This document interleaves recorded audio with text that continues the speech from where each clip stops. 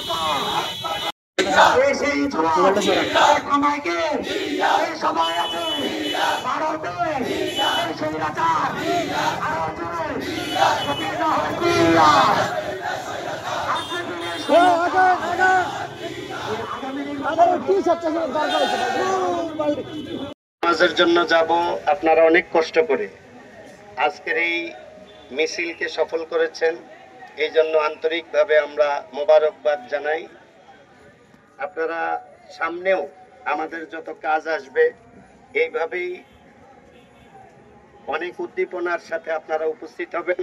বিশেষভাবে সামনে 17 তারিখে আমাদের নায়েবে আমির সাহেব মোকামবাড়ি মসজিদে তাশরিফ আনবেন, আমরা সবাই ওখানে উপস্থিত থাকব। আমাদের সামনে 4 তারিখে সকাল 8টা থেকে প্রত্যেক ইউনিয়নের নির্বাচন পরিচালনা কমিটি এবং প্রত্যেক ওয়ার্ড নির্বাচন পরিচালনা কমিটির সভা আছে, ওখানেও সবাই উপস্থিত থাকবেন। এই বলে আমি আমার বক্তব্য এখানেই শেষ করছি। না, আর আমাদের আজকের মিছিলের প্রতিবাদ সমাবেশের কারণ তো আপনারা জানেন। পিআর পদ্ধতি নির্বাচন, সংস্কার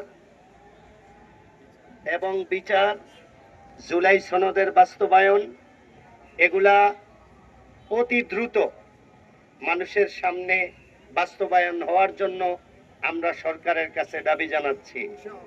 এবং সামনে যে নির্বাচন হবে এই নির্বাচন যেন একেবারে অবাধ এবং সুষ্ঠু নিরপেক্ষ হয়, এই জন্য যা যা করার সরকার যেন তা করে, আমরা এই দাবি জানাচ্ছি। এই বলে আমরা এখানে বক্তব্য শেষ করছি।